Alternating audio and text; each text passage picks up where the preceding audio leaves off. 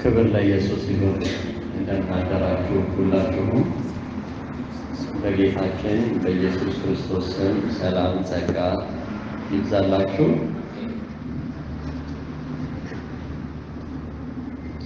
ጌታችንን እስኪ እናመስግነው። ሃሌሉያ። ውድ ጌታችን እናመሰግንሃለን።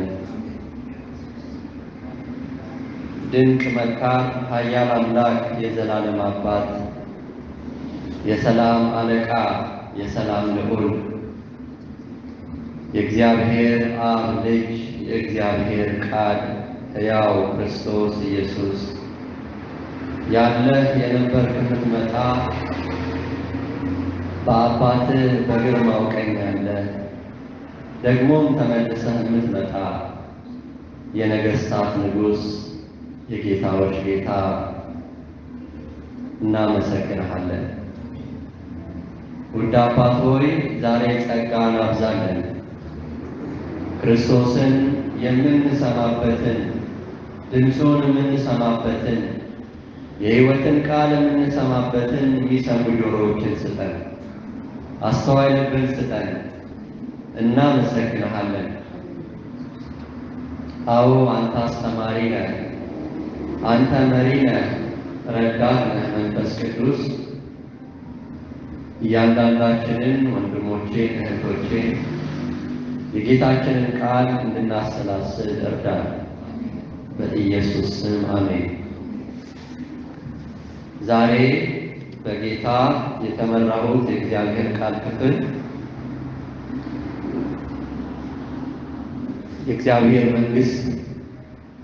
የእግዚአብሔር መንግስት ወንጌል ላይ አተኩራለን። የእግዚአብሔር መንግስት ወንጌል ላይ በዋናነት ደግሞ ያለነው በመጨረሻው መጨረሻ ዘመናት ላይ ስለሆነ ጌታችን ኢየሱስ ያስተማረውን ትምህርቶች ላይ ትኩረት አድርገን እናያለን። ክብር ለእግዚአብሔር ይሁን። ይህም ማለት በዋናነት የማቴዎስ ወንጌል ምዕራፍ 24፣ የሉቃስ ወንጌል ምዕራፍ 17፣ ምዕራፍ 21፣ የማርቆስ ወንጌል ምዕራፍ 13 ላይ እናተኩራለን።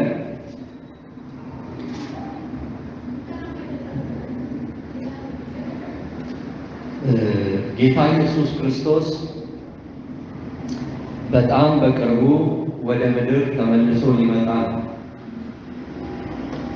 የእግዚአብሔር ቃል ላይ እንደምናነበው ከ2000 ዓመታት በፊት በዚህ ምድር ላይ ሳለ የተናገረው የተስፋ ቃል በዮሐንስ ወንጌል ምዕራፍ 14 ከቁጥር 1 እስከ 3 ላይ ወላጆች እንደሌላቸው ልጆች አልተዋችሁም፣ ተመልሼ እመጣለሁ፣ እኔ ባለሁበት እናንተ እንድትሆኑ ወደ እኔ ወስዳችኋለሁ እንዳለ ጌታ በእርግጠኝነት እንደሚመለስ የእውነት የምናውቅባቸውን የእግዚአብሔርን ቃል ክፍሎች እናያለን። ራሱ ጌታችን ኢየሱስ በመጨረሻው ዘመን በፍጻሜ ሰዓታት ስለሚሆኑ ነገሮች የተናገረውን ትንቢቶች እናነባለን። ስለዚህ የእግዚአብሔርን ቃል ክፍል በጥንቃቄ በምንሰማበት ጊዜ በማስተዋል በልባችን ውስጥ አድርገን ለጌታ መምጣት እንዘጋጃለን ማለት ነው። ከነዚህ የመጽሐፍ ቅዱስ ክፍሎች ውስጥ ወሳኝ የሆኑ ነጥቦች አሉ። አንድ በአንድ እንሄድባቸዋለን። አንደኛ ጌታ እንደሚመጣ ከተናገረባቸው ምልክቶች አንዱ የመቅደስ መፍረስ ነው። በኢየሩሳሌም እስራኤላውያን ከምርኮ በኋላ ድጋሜ ተገንብቶ የነበረው በነ ዘሩባቤል በነ ነህምያ ዘመን ተገንብቶ የነበረው ከዛም ቆይቶ የነበረው በ70 ዓመተ ምህረት ፈርሷል። ጌታ ኢየሱስ እዚህ ምድር ከመጣና ካረገ በኋላ አገልግሎቱን ጨርሶ ከሄደ በኋላ በ70 ዓመተ ምህረት አሁን እስራኤል ሀገር የምንለው ቦታ ላይ በኢየሩሳሌም ከተማ የነበረ የለም። ስለዚህ ጌታ ኢየሱስ አስቀድሞ እንደዚህ ብሏቸው ነበር። ኢየሱስም ከመቅደስ ወጥቶ ሄደ። ደቀ መዛሙርቱም የመቅደሱን ግንቦች ሊያሳዩት ቀረቡ። እርሱ ግን መልሶ ይህን ሁሉ ታያላችሁን? እውነት እላችኋለሁ ድንጋይ በድንጋይ ላይ ሳይፈርስ በዚህ አይቀርም አላቸው። ማቴዎስ 24 ቁጥር 2 ላይ፣ ማርቆስ 13 ቁጥር 1 እና 2 ላይ፣ ሉቃስ 21 ቁጥር 5 እና 6 ላይ ይሄንን እናያለን። ሁለተኛ ደግሞ የመምጣቱ ምልክት እንደዚህ ይላል ከቃሉ። እርሱም በደብረ ዘይት ተቀምጦ ሳለ ደቀ መዛሙርቱ ለብቻቸው ወደ እርሱ ቀርበው ንገረን፣ ይህ መቼ ይሆናል? የመምጣትህና የዓለም መጨረሻ ምልክቱስ ምንድን ነው አሉት ይላል። ማቴዎስ ወንጌል ምዕራፍ 24 ቁጥር 3፣ ማርቆስ 13 ቁጥር 3 እና 4፣ ሉቃስ 21 ቁጥር 7 ላይ እናያለን። ምልክቶቹን ኢየሱስ ሲናገር እንደዚህ ይላል። ሶስተኛው ሐሳብ አሳቾች ይነሳሉ ያለበት ክፍል ነው። አሳቾች በዓለም ዙሪያ፣ አሳቾች በአማኞች መካከል፣ አሳቾች በመንግስታት መካከል፣ አሳቾች በገጠር በከተማው። ኢየሱስም መልሶ እንዲህ አላቸው፣ ማንም እንዳያስታችሁ ተጠንቀቁ። አያችሁ፣ ማንም የምታውቁት ሰው ሊሆን ይችላል፣ ማታውቁትም ሊሆን ይችላል፣ ቤተሰብ ሊሆን ይችላል፣ የምታውቁት አገልጋይ ሊሆን ይችላል፣ ማታውቁት ሊሆን ይችላል። ማንም ብዙዎች አለ ጌታ እኔ ክርስቶስ ነኝ እያሉ በስሜ ይመጣሉና ብዙዎችንም ያስታሉ። ስለዚህ ተከትላችኋቸው አትሂዱ። ሃሌሉያ። ማቴዎስ ወንጌል ምዕራፍ 24 ቁጥር 4 እና 5 ላይ፣ ማርቆስ ምዕራፍ 13 ቁጥር 5 እና 6 ላይ፣ ሉቃስ ምዕራፍ 21 ቁጥር 8 ላይ ይሄንን እናያለን። አራተኛ ጌታ ስለ መምጣቱ ምልክት ሲናገር ጦርነቶችና የጦርነቶች ወሬ ብሎ ተናግሮ ነበር። የጦርንም ወሬ ትሰሙ ዘንድ አላችሁ፣ ይህ ሊሆን ግድ ነውና ተጠበቁ፣ አትደንግጡ። ስትሰሙ አትደንግጡ፣ ሊሆን ግድ ነው አለ ጌታ። ዳሩ ግን መጨረሻው ገና ነው። ማቴዎስ 24 ቁጥር 6፣ ማርቆስ 13:7፣ ሉቃስ 21:9 ላይ ይሄንን እናያለን። አሁን በምድራችን ላይ እየሰማችሁ ነው። ቆየን መስማት ከጀመርን አይደል? ኤዥያ ብትሄዱ ጦርነት አለ። አፍሪካ ብትመጡ ጦርነቶች አሉ። ከሌላው ጊዜ እጅግ በበለጠ ሁኔታ ፍጥነታቸው ጨምሮ ጦርነትና የጦርነት ወሬ እየበዛ ነው። ይሄ ለአማኞች ጌታ ኢየሱስን ለምናምን ሁሉ ምልክት ከጌታ የተሰጠን ነው። አምስተኛ የህዝብ በህዝብ ላይ ጦርነቶች፣ የመሬት መንቀጥቀጦች፣ ረሃቦች፣ በሽታዎች። እንደዚህ ይላል ቃሉ፣ ህዝብ በህዝብ ላይ መንግስትም በመንግስት ላይ ይነሳልና ረሃብም ቸነፈርም የምድርም መናወጥ በልዩ ልዩ ስፍራ ይሆናል አለ ጌታ። አሁን ይሄ ለኛ አዲስ አይደለም። የዛሬ 20 ዓመት 30 ዓመት የምንሰማው ስለ እርሻ፣ ስለ አትክልት ስለሆነ በቃ ተፈጥሯዊ ነገር ነበር። አሁን እያንዳንዱ ዜና ጦርነት፣ እያንዳንዱ ዜና ረሃብ፣ እያንዳንዱ ዜና በሽታ፣ የመሬት መንቀጥቀጥ በዓለም ዙሪያ በሁሉም ሚዲያዎች ላይ እየተሰሙ ነው። የማቴዎስ ወንጌል ምዕራፍ 24 ቁጥር 7፣ ማርቆስ ምዕራፍ 13 ቁጥር 8፣ ሉቃስ ምዕራፍ 21 ቁጥር 10 እና 11 ላይ ጌታ እንደዚህ አለ። ከዚህ ቀጥሎ በስድስተኛው ሐሳብ ላይ እነዚህም ሁሉ የምጥ ጣር መጀመሪያ ናቸው። ምጡ ገና አልተጀመረም እያለ ነው። የመሬት መንቀጥቀጦች ስትሰሙ፣ ረሃብ ሲበዛ፣ ህዝብ በህዝብ ላይ ይሄኛው ቃል በተጻፈበት ቋንቋ በግሪኩ ጎሳ ከጎሳ ይለዋል። አንዱ ጎሳ ከሌላው ጎሳ። እኛም ሀገር እያየነው ነው። ሌሎችም ሀገራት ላይ አለ። ረሃቦች ምድራችንም ላይ በብዛት አለ። ዓለም ላይ እጅግ በብዛት በሽታዎች። ሰባተኛው ጌታ ያነሳው ሐሳብ የኢየሱስ የእርሱ መምጣት እንደቀረበ ምልክት ይሆናችሁ ብሎ የተናገረው በክርስቲያኖች ላይ የሚደርስ ስቃይ ነው። እንደዚህ ይላል፣ እናንተ ግን ለራሳችሁ ተጠንቀቁ፣ ከዚህ ሁሉ በፊት እጃቸውን በላያችሁ ይጭናሉ፣ ያሳድዷችሁማል፣ ወደ ሸንጎ አሳልፈው ይሰጧችኋል፣ በምኩራብም ትገረፋላችሁ፣ ወደ ወህኒ አሳልፈው ይሰጧችኋል፣ ለመከራ አሳልፈው ይሰጧችኋል፣ ይገድሏችሁማል። ስለ ስሜ ወደ ነገሥታትና ወደ ገዢዎችም ይወስዷችኋል፣ ይህም ለምስክርነት ይሆንላችኋል አለ። ሃሌሉያ! አያችሁ፣ በዚህ በመጨረሻው ዘመን ስለ ኢየሱስ ስም ሰማዕት የሚሆኑ ቅዱሳን አሉ።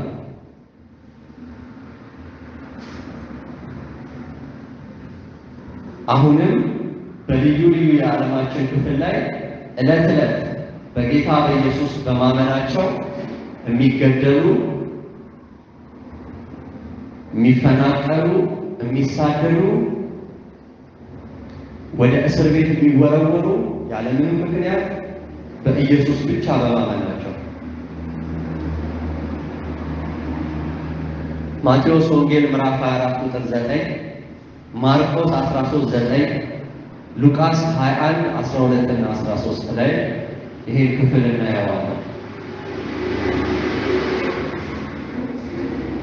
ጌታ ኢየሱስ ስምንተኛ የተናገራቸው ከምልክቶቹ መካከል እንደዚህ ይላል፣ ሲጎትቷችሁና አሳልፈው ሲሰጧችሁ ምን እንድትናገሩ አስቀድማችሁ አትጨነቁ። ምንድን ነው ማለት ያለብኝ ነው? እስር ቤት ስወሰድ አትጨነቁ። ስለዚህ እንዴት እንድትመልሱ አስቀድማችሁ እንዳታስቡ በልባችሁ አኖሩታል። አታስቡ ምን እንደምትናገሩ።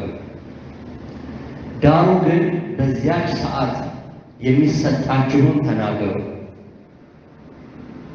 ማን ነው የሚሰጠን? የሚነግረው መንፈስ ቅዱስ ነው እንጂ እናንተ አይደላችሁምና።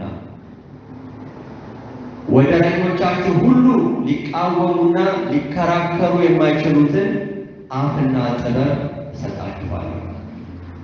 ሃሌሉያ!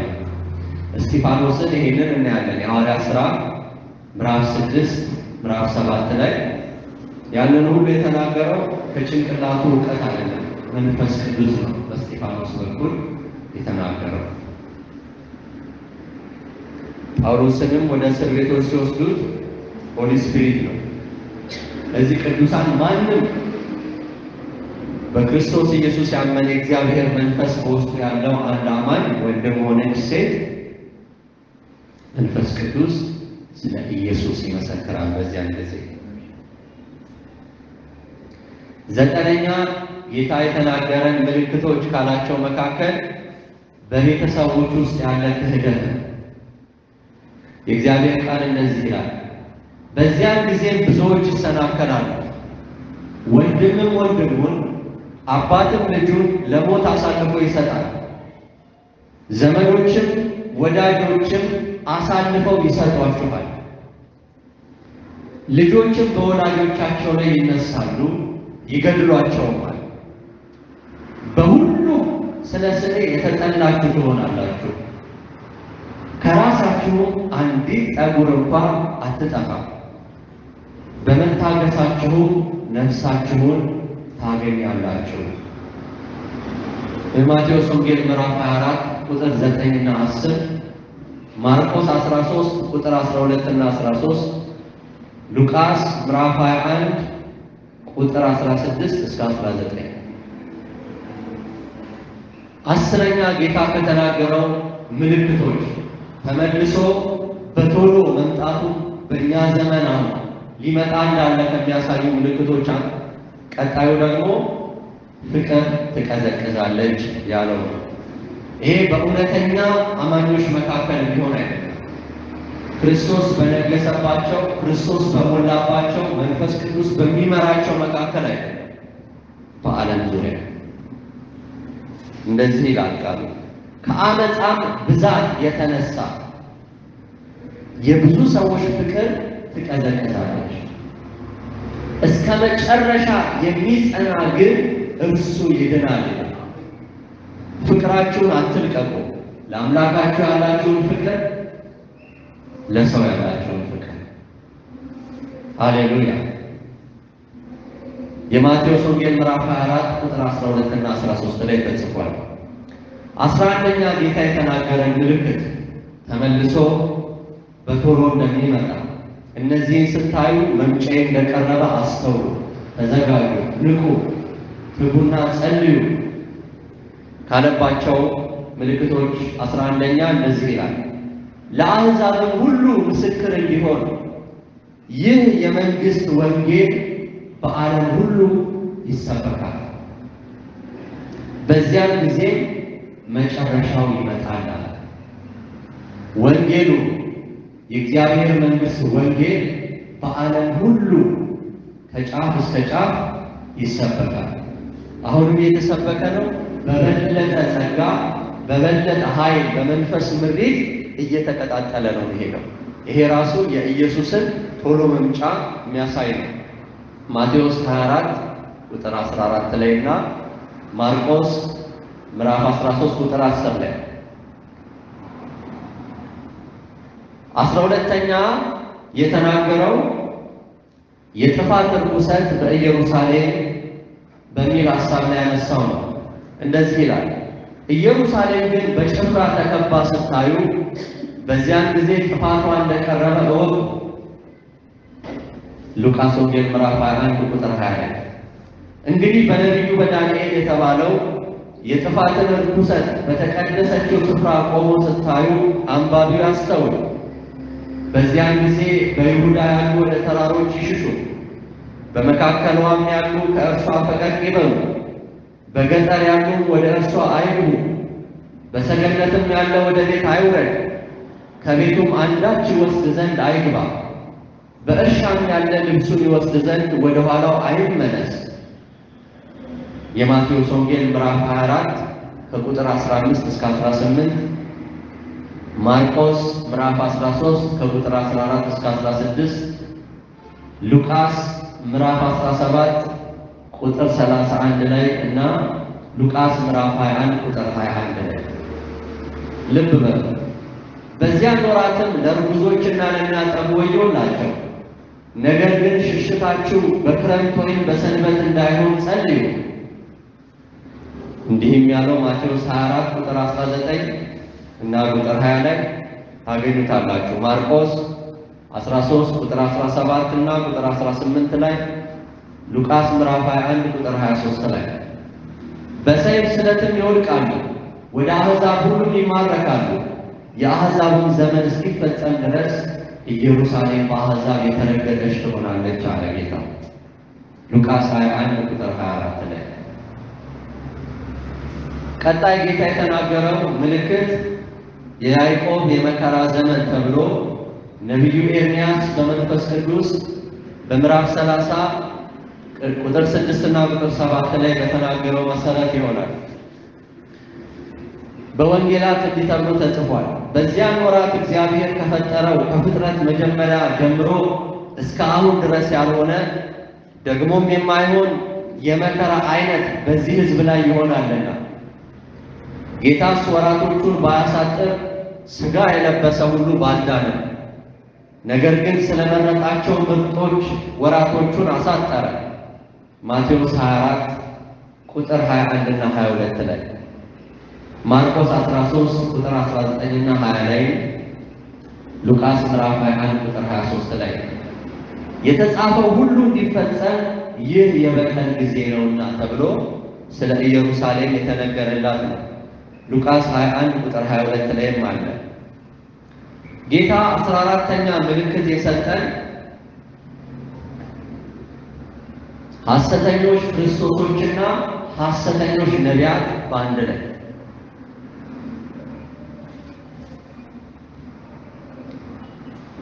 ዛሬ መንፈስ ቅዱስ ነው እነዚህን የመጽሐፍ ቅዱስ ክፍሎች እዚህ ካላችሁት የክርስቶስ አካል ጋር እንዳካፍል የተናገረኝና ለእናንተ ነው ለኔም ነው። በደስታ የእግዚአብሔርን ቃል እንሰማለን። እንደዚህ ይላል ቃሉ፣ በዚያን ጊዜ ማንም እነሆ ክርስቶስ ከዚህ አለ ወይም እነሆ ከዚያ አለ ቢላችሁ አትመኑ። ሐሰተኞች ክርስቶሶችና ሐሰተኞች ነቢያት ይነሳሉና ቢቻላቸውስ የተመረጡትን እንኳን እስኪያስቱ ድረስ ታላላቅ ምልክትና ድንቅ ያሳያል። ለእናንተ ታላቅ ምልክት ምንድን ነው?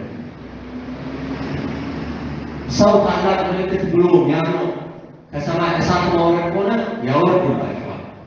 ለምን አጋንንትን ያደርጋል? በሙሴ ዘመን እንዳያችሁት ነው። በእግዚአብሔር መንፈስ ሙሴ እውነተኛ እንደ እግዚአብሔር ፈቃድ የሆነ ተአምር ያደርጋል። የግብፅ አስማተኞችን ከዲያብሎስ በተቀበሉት ጥበብ የአጋንንት ተአምር ያደርጋል። ራእይ ምዕራፍ 13 ላይ እንደተጻፈው ሐሰተኛው ነቢይ የተባለው በነገራችን ላይ አሁን በዘመናችን ላይ አለ። አሁን በስጋ ተገልጦ አለ። አንድ የዓለም ሃይማኖት ለማደራጀት እየተንቀሳቀሰ ያለው ሰው ታውቁታል አይደል? ቫቲካን ውስጥ ያለው እንግዲህ በእግዚአብሔር መንፈስ እግዚአብሔር የገለጠው ነው ነገራችሁ። ለብዙ እግዚአብሔርን ለሚሰሙ አባቶች ነቢያት የተናገረው ነው ነገራችሁ። ይህ ሰው ራእይ ምዕራፍ 13 ላይ ያለው ከሰማይ እሳት እስከ ማውረድ የሚደርሰው ልብ በሉ። እነሆ አስቀድሜ ሁሉን ነገርኳችሁ አለ ጌታ። ማቴዎስ ምዕራፍ 24 ቁጥር 23 እና 24 ላይ፣ ማርቆስ ምዕራፍ 13 ቁጥር 21 እና 23 ላይ እንግዲህ እነሆ በበረሃ ነው ቢሏችሁ፣ ማንም ክርስቶስ በበረሃ ነው ቢሏችሁ አትመኑ፣ አትውጡ። እነሆ በእልፍኝ ነው ቢሏችሁ አትመኑ፣ ወይም ቤት ውስጥ አለ ቢሏችሁ አትመኑ እያለ መብረቅ ከምስራቅ ወጥቶ እስከ ምዕራብ እንደሚታይ በፍጥነቱን እያሳየ ብልጭ ብሎ መብረቅ እንደሚታይ የሰው ልጅ መምጣት እንዲሁ ይሆናልና ጌታ ብዙ ቦታ ላይ የሰው ልጅ ራሱ እያለ ስለራሱ ይናገራል። ማቴዎስ ምዕራፍ 24 ቁጥር 26 እና 27፣ ሉቃስ 17 ቁጥር 23 እና 24። ስለዚህ የሚመሩ በውጭ ያሉ ተአምራት ሳይሆኑ የሰው ፍሬ፣ ከፍሬያቸው ታውቋቸዋላችሁ። ሌላው የእግዚአብሔር መንፈስ፣ የእግዚአብሔር ቃል በጥንቃቄ በዚህ ዘመን መጨረሻ እንድትንቀሳቀሱ እግዚአብሔርን በመፍራት እግዚአብሔርን በማወቅ በመውደድ መልካም አባት ስለሆነ 15ኛ ላይ ምልክቶች በሰማያት እንደሚታዩ ጌታ ተናግሯል። ከዚያች ወራት መከራ በኋላ ወዲያው ፀሐይ ይጨልማል፣ ጨረቃም ብርሃኗን አትሰጥም፣ ከዋክብትም ከሰማይ ይወድቃሉ፣ የሰማያትም ኃይላት ይናወጣሉ። ማቴዎስ 24 ቁጥር 29፣ ማርቆስ 13 ቁጥር 24 እና ቁጥር 25፣ ሉቃስ 21 ቁጥር 25 ላይ በፀሐይና በጨረቃ በከዋክብትም ምልክት ይሆናል። በምድር ላይም አሕዛብ ከባህሩና ከሞገዱ ድምፅ የተነሳ እያመነቱ ይጨነቃሉ። ሰዎችም ከፍርሃትና በዓለም የሚመጣበትን ከመጠበቅ የተነሳ ይደክማሉ። ሰዎች በዓለም ምን ሊመጣ ይሆን? ቀጥሎ ምን ሊመጣ ይሆን? ምን ሊመጣ ይሆን እያሉ ይደክማሉ። ክብር ለኢየሱስ ይሁን።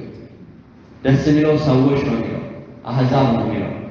በክርስቶስ የታመኑ በእግዚአብሔር የታመኑ ግን እንደማይናወጥ እንደ ጽዮን ተራራ ናቸው ተብሎ ተጽፏል። ሃሌሉያ። ዓይኖቻቸው እግዚአብሔር ላይ የተተከሉ የሚያስደነግጣቸው ነገር አይኖርም። መዝሙረ ዳዊት ላይ አምላካችን መጠጊያችን መሸሸጊያችን ባገኘን በታላቅ መከራ ረዳታችን ብለው ከተናገሩ በኋላ ዘማሪዎቹ ሰማይና ምድር ቢጣበቁ እንኳን አንፈራም፣ እግዚአብሔር አምላካችን ከኛ ጋር ነውና ይላል። ነገር ግን እንደ ዓለም የሚዋትቱ አማኞች ካሉ አብረው ይሸበራሉ። ለምን? ንጉሳቸውን መታመኛቸውን እግዚአብሔርን ያላደረጉ እንደ ዓለም አካሄድ የሚኖሩ መሸበራቸው አይቀርም። ምንጫቸውን እሱን አላደረጉትምና፣ መታመኛቸውን እርሱን አላደረጉትምና፣ ጆሮአቸውን ወደ እርሱ አላዘነበሉምና። ሉቃስ ምዕራፍ 21 ቁጥር 25 እና ቁጥር 26 ላይ ቀጥሎ እንደዚህ አለ ጌታ፣ በዚያን ጊዜ የሰው ልጅ ምልክት በሰማይ ይታያል። ሃሌሉያ። በዚያን ጊዜ የምድር ወገኖች ሁሉ ዋይ ዋይ ይላሉ። የሰው ልጅንም በኃይልና በብዙ ክብር በሰማይ ደመና ሲመጣ ያዩታል። መላእክቱንም ከታላቅ መለከት ድምፅ ጋር ይልካቸዋል። ከሰማያትም ዳርቻ እስከ ዳርቻው ከአራቱ ነፋሳት ለእርሱ የተመረጡትን ይሰበስባል። ማቴዎስ 24 ቁጥር 30 እና ቁጥር 31፣ ማርቆስ ምዕራፍ 13 26 እና 27 ቁጥር፣ ሉቃስ ምዕራፍ 21 ቁጥር 27። ቀጥሎ እንደዚህ አለ ጌታ። ሌላ ምልክት ሲናገር ይህም ሊሆን ሲጀምር ቅድም ያላቸው ነገሮች ሐሰተኞች ሲመጡ፣ ረሃቡ ሲመጣ፣ የመሬት መንቀጥቀጦች ሲመጡ፣ ነውጡ ሲመጣ ቤዛችሁ ቀርቧልና አሻቅባችሁ ራሳችሁን አንሷል። ቤዛችን ማን ነው? ኢየሱስ ክርስቶስ ነው። በሮሜ መልእክት ላይ በኤፌሶን መልእክት ላይ በውድ ልጁም የተደረገ ቤዛነታችንን አገኘን ተብሎ እንደተጻፈ ኢየሱስ ክርስቶስ ቤዛችን ነውና እርሱ ቀርቧልና አሻቅባችሁ ተመልክተዋል። ምድር ምድሩ ሳይሆን ከሰማይ ከአብ ዘንድ የሚመጣ ቤዛችን ተመልሶ የሚመጣው አለ። እርሱን ተጠባበቁት። ሐሳባችሁን በእርሱ ላይ፣ ልባችሁን በእርሱ ላይ፣ ተስፋችሁ ቀርቧልና፣ ቤዛችሁ ቀርቧልና። 18ኛ ሐሳብ ምሳሌውን ነገራቸው እንዲህ ሲል፣ በለስንና ዛፎችን ሁሉ እዩ፣ ሲያቆጠቁጡ ተመልክታችሁ በጋ አሁን እንደቀረበ ራሳችሁ ታውቃላችሁ። እንዲሁ ደግሞ እናንተ ይህ ሁሉ መሆኑን ስታዩ የእግዚአብሔር መንግሥት እንደቀረበች እወቁ፣ በደጅ እንደሆነ እወቁ።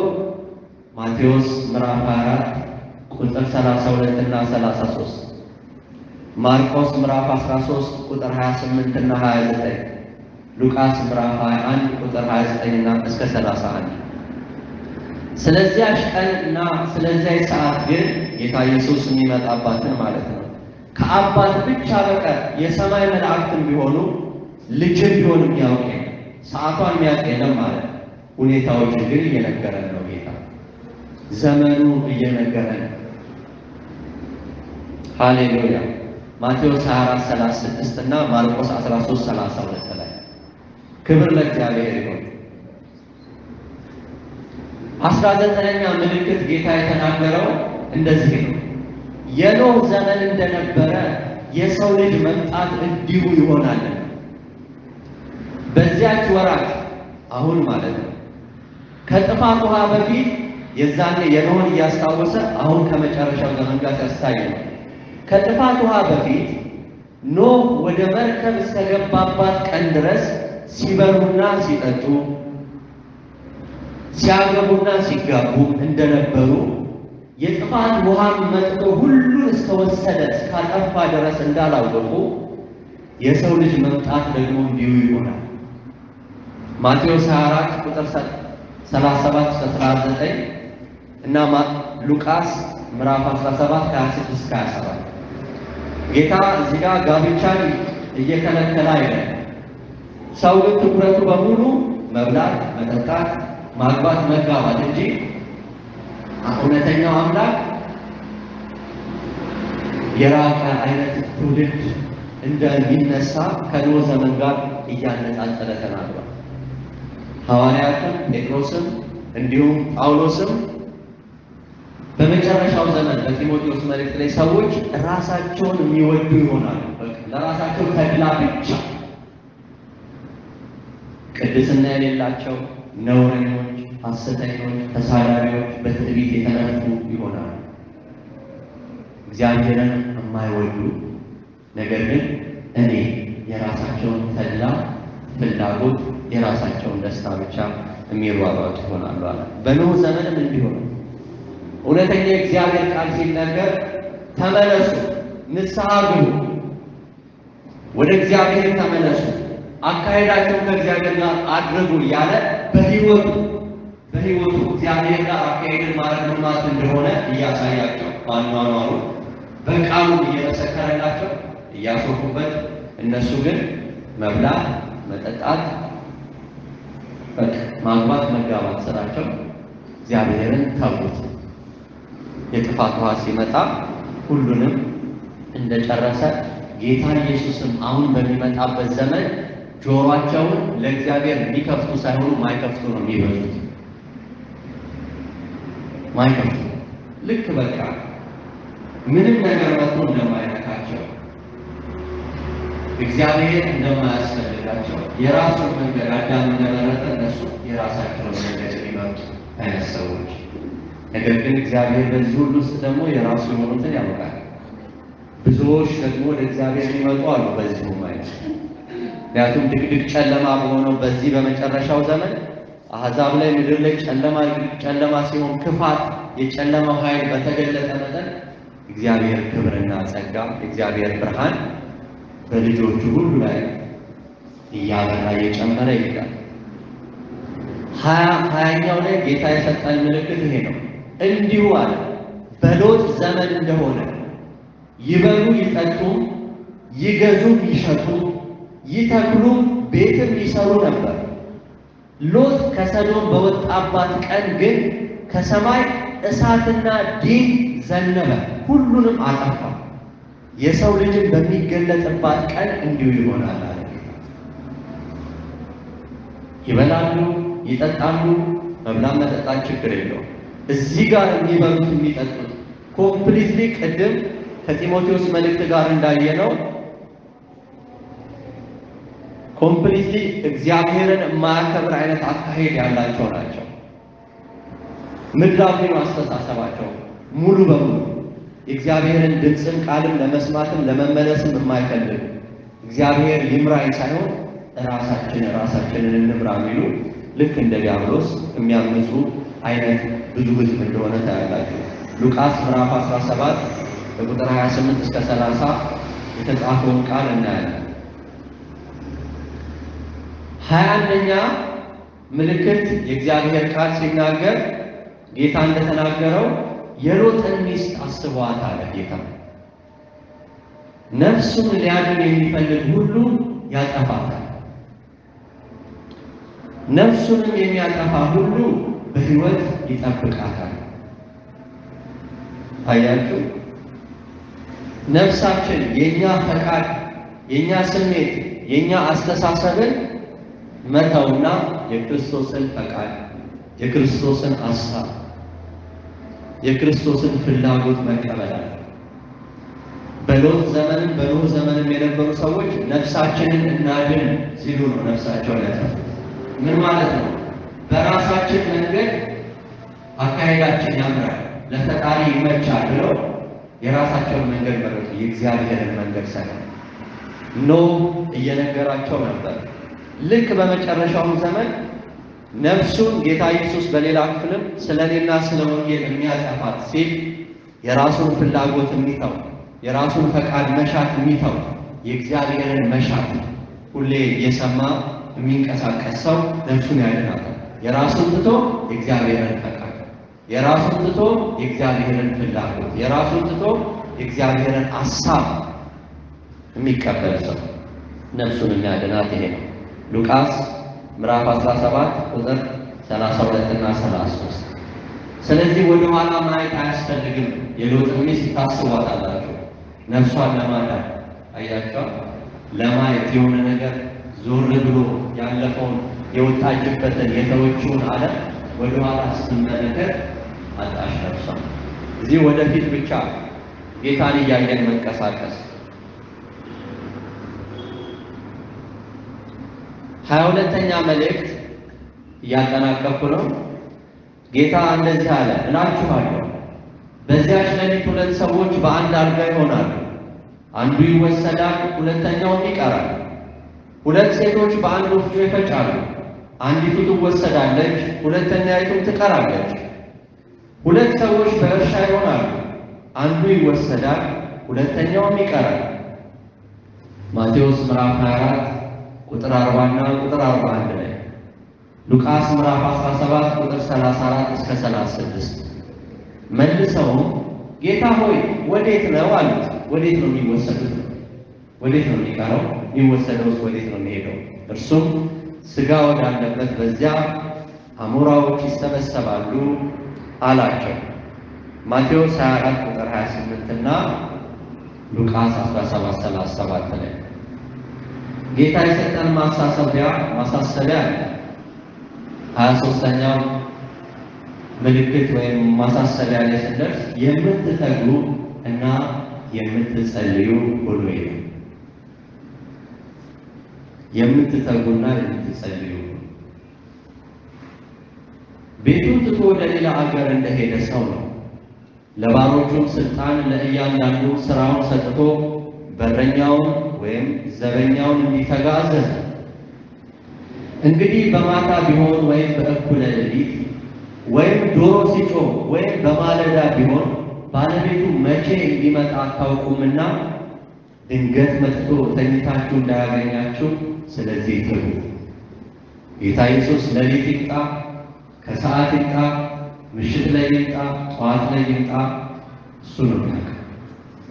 እግዚአብሔር አባት ነው የሚያውቀው። ስለዚህ ሁሌ ግን ትጉ፣ በጸሎት ትጉ፣ አታንቀላፉ። ትኩረታችሁን ወደ እግዚአብሔር አድርጉ።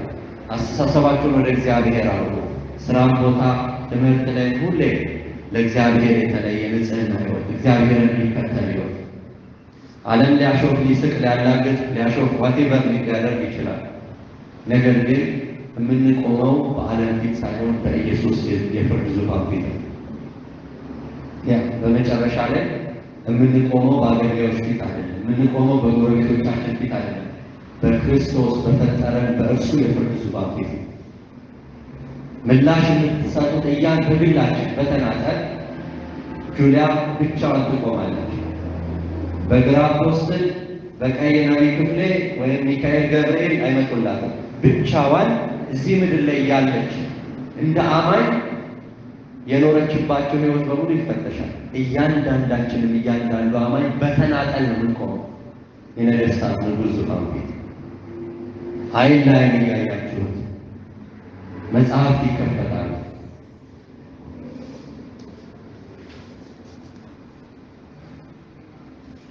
ከፈለገም በቪዲዮ ያደርግላቸው። የሕይወታችን ዘመን በሙሉ ጽድት ባለ ቪዲዮ ታያላችሁ። ፍርድ ይሰጣል። ስለዚህ ለእሱ እንደሚገባ ልንኖር በጣም ይገባል። በጸሎት ከእርሱ ጋር ጸሎት የልብ ጉዳይ ነው።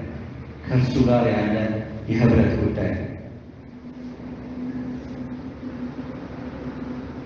ያን ግን ወቁ፣ ባለቤት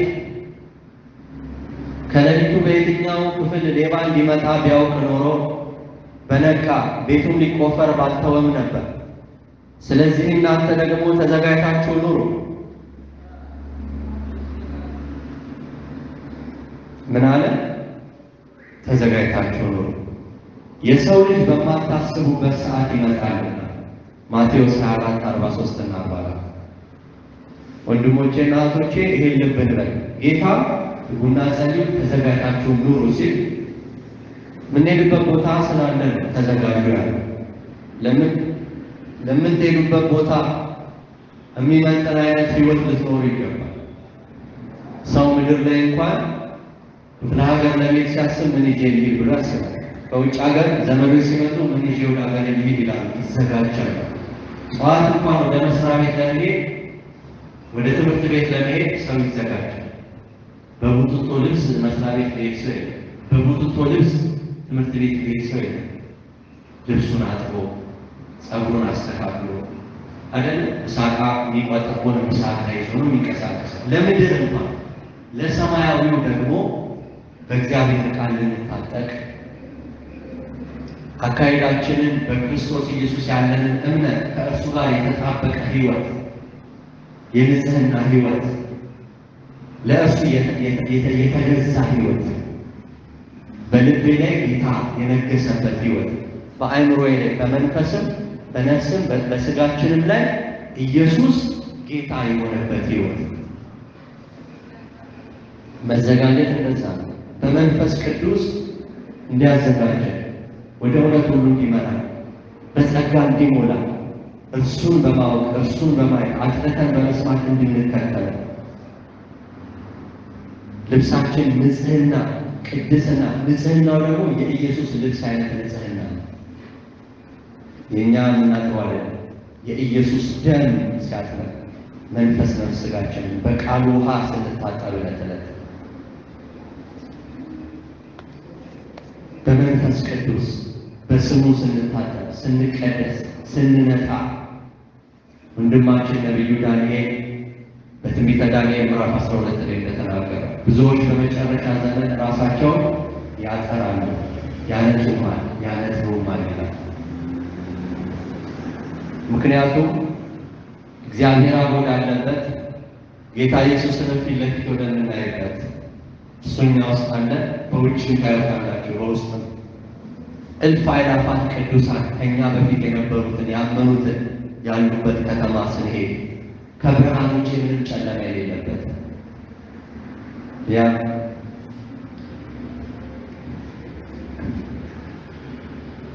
ህይወት ብቻ የእግዚአብሔር ህይወት እንጂ ሞት የሌለበት አበባዎቹ ብትሉ እንስሳቱ ብትሉ መላእክቱ ብትሉ ኪሩቤል ሱራፌል 24 ሽማግሌዎች እልፍ አእላፋት ቅዱሳን በእግዚአብሔር ህይወት የሚመላለሱበት እውነተኛ የእግዚአብሔር ፍቅር ፍሎ የሚያደርግበት አንዱ ከአንዱ ማይደባበቅበት የእግዚአብሔር ብርሃን በጉ ብርሃን የሆነበት ቦታ ለመሄድ እዚህ ያለን ነው እዛ እንደሚኖር ሰው መኖር ያለበት። ገብቷችኋል? እዚህ እዛ የኖርኩ ነው ብላችሁ አሁን መኖር ያለባችሁ። ውሸትን ከአፋችሁ አስወግዱ፣ ከልባችሁ ከሀሳባችሁ አስወግዱ። በሰማይ ፈቃዱ እንደሆነ እንዲሁ በምድር በአባቴ ፊት ነው አሁን እየኖርኩ ያለሁት። ልዩነት የለው፣ በቃ ልዩነት የለው። መንፈስ ቅዱስ እኛ ውስጥ አለ፣ ያው የክርስቶስ መንፈስ። ስለዚህ ለመንግስተ ሰማይ ለጌታዎቹ ጌታ እንድንዘጋጅ ጌታ ነግሮናል። ነገር ግን ልባችሁ በመጠጥ ብዛትና በስካር ስለ ትዳርን በማሰብ እንዳይከብድ ያ ቀንም በድንገት እንዳይመጣባችሁ ለራሳችሁ ተጠንቀቁ። ጊዜው መቼ ሊሆን አታውቁምና ተጠንቀቁ፣ ትጉ፣ ጸልዩ። አሁንም ደገመው ይህንን ቃል በምድር ሁሉ ላይ በሚቀመጡ ሁሉ እንደ ወጥመድ ይደርስባቸዋልና። የቱ ሰው ስለ መጠጥ ብዛት፣ ስለ ስካር፣ ስለ ትዳር ማሰብ፣ እነዚህ ሶስቱ ላይ ስለሚጠጣው ነገር፣ ስለ ስካር ሰው እንዴት ልቅ ህይወት እንደሚመጣ ያላል፣ ስለ ትዳር በማሰብ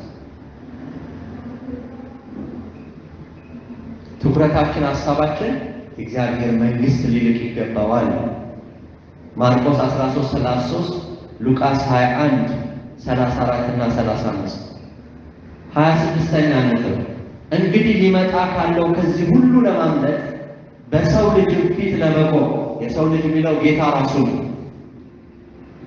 እንድትችሉ ስትጸልዩ ሁሉ ጊዜ ጸሎትን ጌታ ብዙ ጊዜ ሲደጋግም የሆነ ነገር ትኩረት እየሰጠ ነው። ሳይፈጸም አይቀርም ይሄ ጉዳይ ሲሪየስ ነው እያለ ሲደጋግም ማለት ነው።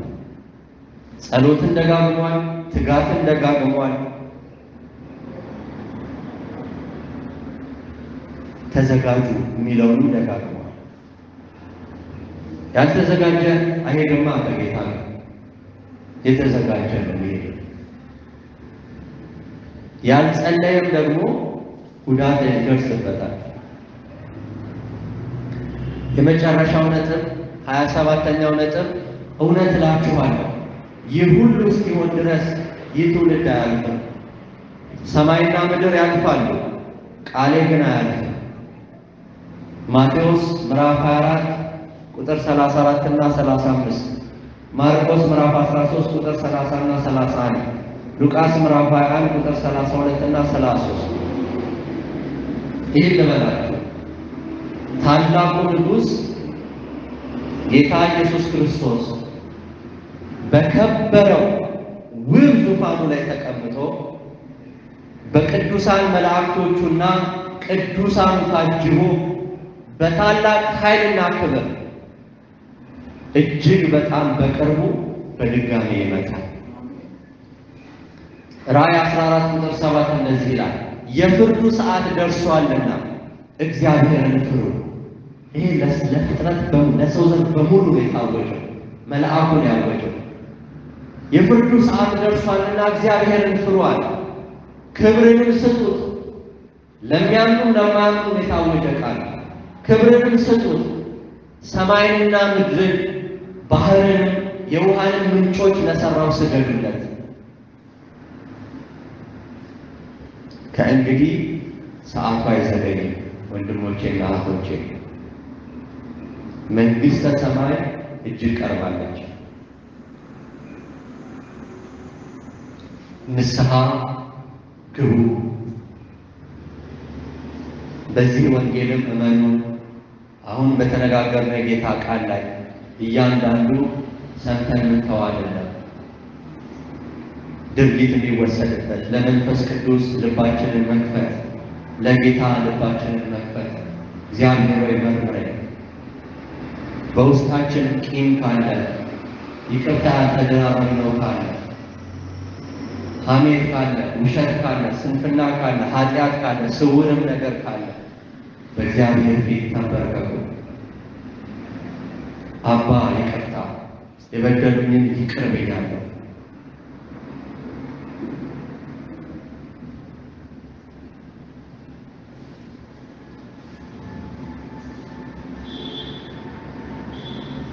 ጌታ አምላካችሁን ለመገናኘት ተዘጋጁ። የመጨረሻው መልእክቴ ነው። ጌታ አምላካችሁን ለመገናኘት ተዘጋጁ።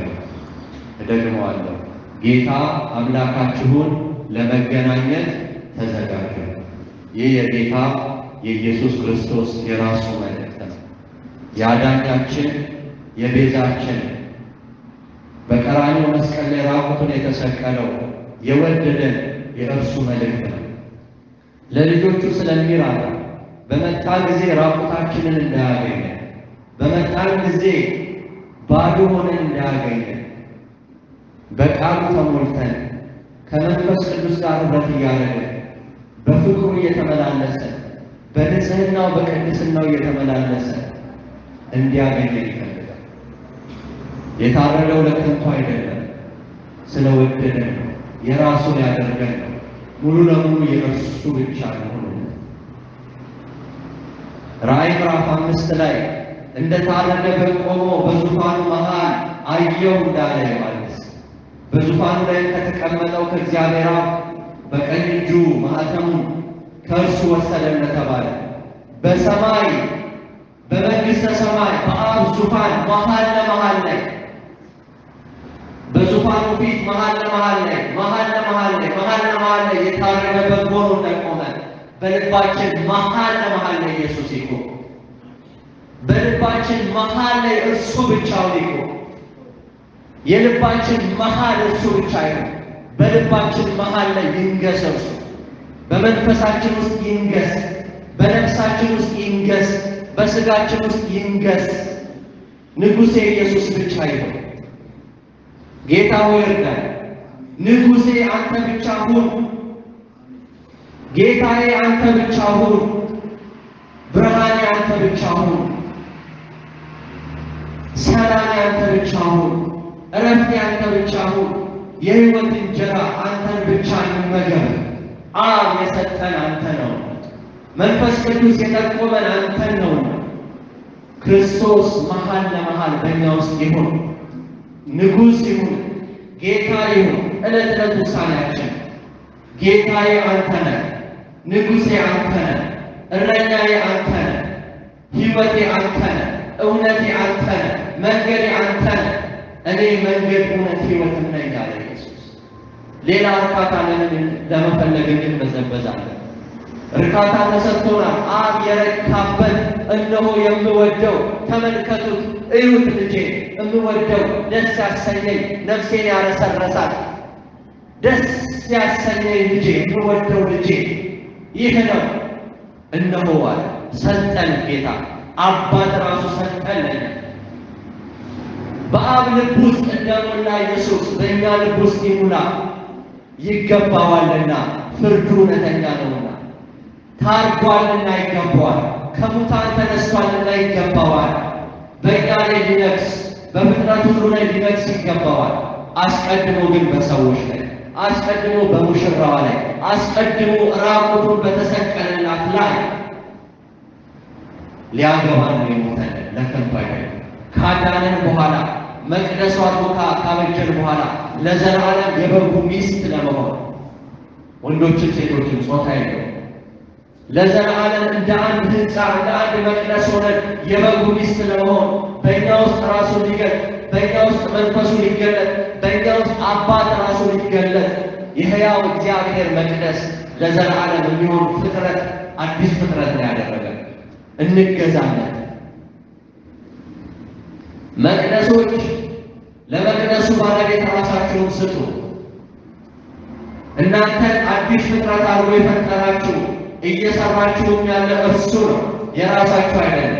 የራስሽ አይደለሽም እህቴ። ለእርሱ አስረክቢ ሕይወትሽን፣ ሁሉ ነገርሽን አስረክቢ። እንደ ማርያም በእግሩ ስር ሁኚ። ተንበርክከሽ እግሩን ሳሚ። አመልክሃለሁ በይ፣ ተገዝቼልሃለሁ በይ። ወንድሜ እርሱ ነው ባለቤት፣ እርሱ ነው ንጉሥ። ተንበርከክለት። እወድሃለሁ በይ። ንጉሥ አንተ ብቻ ነህ።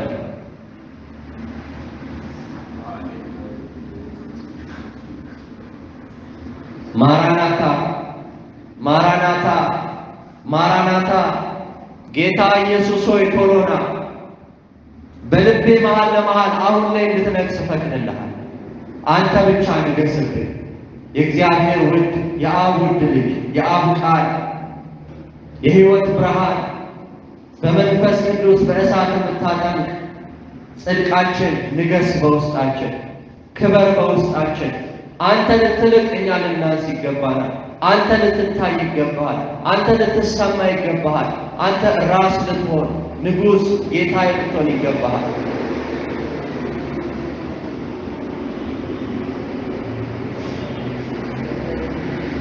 የአባታችን የእግዚአብሔር አብ ፍቅር የጌታችንም የኢየሱስ ጸጋ የመንፈስ ቅዱስም ኅብረት ከሁላችንም ጋር ይሁን። ኢየሱስ ክርስቶስ ጌታችን ይመጣል። አሜን።